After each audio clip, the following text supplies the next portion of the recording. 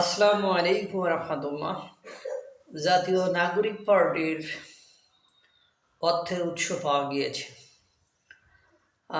বাংলাদেশে যারা ধনী শ্রেণী আছে তারা নাকি ইনভেস্ট করছে, তারাই নাকি বিনিয়োগ করছে, তারাই নাকি অর্থের যোগান দিচ্ছে। পাশাপাশি এই জাতীয় নাগরিক পার্টিদের পীর, ওলিয়া আউলিয়া, মাশায়েখ, ওলামা একরাম, ইলিয়াস হোসাইন উনি বলেছেন যে এই জাতীয় নাগরিক পার্টির নেতাদের কারো কারো বাবা বিভিন্ন জায়গা থেকে চাঁদা নিচ্ছে জাতীয় নাগরিক পার্টির ফান্ড হিসাবে ব্যবহার করার জন্য বা জাতীয় নাগরিক পার্টির অর্থ সংগ্রহের জন্য। তিনি বলেছেন, আমার মাথা গরম করবা না, মাথা গরম করলে আমি কিন্তু সব কিছু ফাঁস করে দেব। তো ইলিয়াস মানে ফাঁস করে হলো তাদের আওয়ামী লীগ করবে, তাদের বিষয়গুলো ফাঁস করবে, যারা নাগরিক পার্টি করে তাদের বিষয়টা ফাঁস করবে না। ওনার কথায় উঠতে হবে, বসতে হবে, তাহলে আপনি বুঝবেন। এরপরে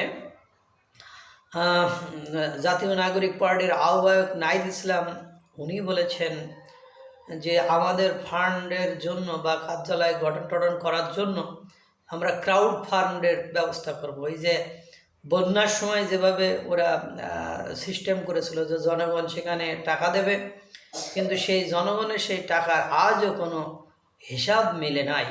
অবশ্য রাজনৈতিক নেতারা বা রাজনৈতিক পার্টিগুলো এভাবে ফান্ড কালেক্ট করে। এরপরে আপনার উমামা ফাতেমা বলছে, জুলাই গণঅভ্যুত্থানে আমরা যে উদ্দেশ্য এবং লক্ষ্য নিয়ে আন্দোলন করেছিলাম তার কোনো কিছুই হয়নি। সেই আগের মতো সাদাবাজি, দখলবাজি, আপনার নিয়োগ বাণিজ্য সব কিছুই হচ্ছে।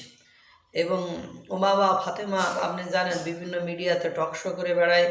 এবং আপনার জাতীয় নাগরিক কমিটি না কি ছিল ওটার আপনার বৈষম্য বিরোধী দের একটা বড় একটা নেতা ছিলেন উনি এবং সমন্বয়ক ছিলেন। তাকে এই পার্টিতে রাখা হয়নি, তার আশাভঙ্গ হয়েছে, তিনি কষ্ট পাচ্ছেন, একথা তিনি প্রকাশ্যে মিডিয়ার সামনে বলে বেড়াচ্ছেন। এবং আপনারা জানেন যে তাদের শারীরিক গঠন, তাদের চলাফেরা, তাদের আচার আচরণ দেখলেই বোঝা যায় যে তারাও অন্যান্য রাজনৈতিক দলগুলো যেভাবে চলাফেরা করে সেইভাবেই করেছে। এর মধ্যে আপনারা দেখেছেন বিভিন্ন স্থানে তাদের বিরুদ্ধে চাঁদাবাজির যথেষ্ট প্রমাণও ভাইরাল হচ্ছে। যেমন কিছুদিন আগে রংপুরে একটা ছেলে তো বলেই ফেলছে, জানেন না কিভাবে পার্টি চালাতে হয়, পার্টির টাকা পয়সা লাগে, ও তো বলে ফেলছে। পাশাপাশি রাফির বিরুদ্ধেও চাঁদাবাজির কথা ওই বৈষম্য বিরুদ্ধেরাই বলছে। রাজশাহীতে কমিটি দিলে তারাও বলছে, মানে যেখানে যেখানে কমিটি দিয়েছে, যারা কমিটির পদবঞ্চিত হয়েছে তারা সকলেই বলছে যে যারা চাঁদাবাজ, লুটতরাজ, দখলবাজি করে তাদেরকেই পদ পদবি দিয়েছে। আমাদেরকে জুলাই গণঅভ্যুত্থানে আমরা যারা সক্রিয় ভূমিকা পালন করেছিলাম তাদেরকে তারা কোনো সহায়তা মানে পদ পদবি দিচ্ছে না। এই হলো অবস্থা। এই টাকা পয়সা তারা মার্সিডিজ বেঞ্চ দেয়, তাদের প্যারাডু দেয়, মানে আরও কত গাড়ি ঘোড়া দেয়, মোবাইল দেয়। একসময় ওই যে চা বিক্রেতা নায়িকা লাভলি উনি তো টাকই করে ফেলেছেন যে এই আন্দোলন করে উনি ভুল করেছেন, উনি কিছু পাননি।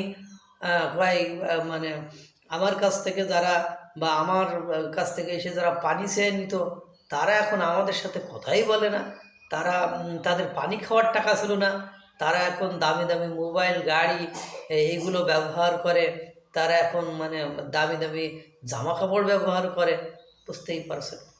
সুতরাং বাংলাদেশের মানুষের বারবারই আশাভঙ্গ হবে, এটার কোনো মানে খামতি নেই। এটার ক্ষেত্রে গ্যারান্টি আছে যে আশাভঙ্গ হবে, এটার গ্যারান্টি আছে। আশাভঙ্গ যে হবে না এইটার কোনো গ্যারান্টি নেই। আল্লাহ তাআলা সকলকে ভালো রাখুক, সুস্থ রাখুক। আসসালামু আলাইকুম ওয়া রাহমাতুল্লাহ।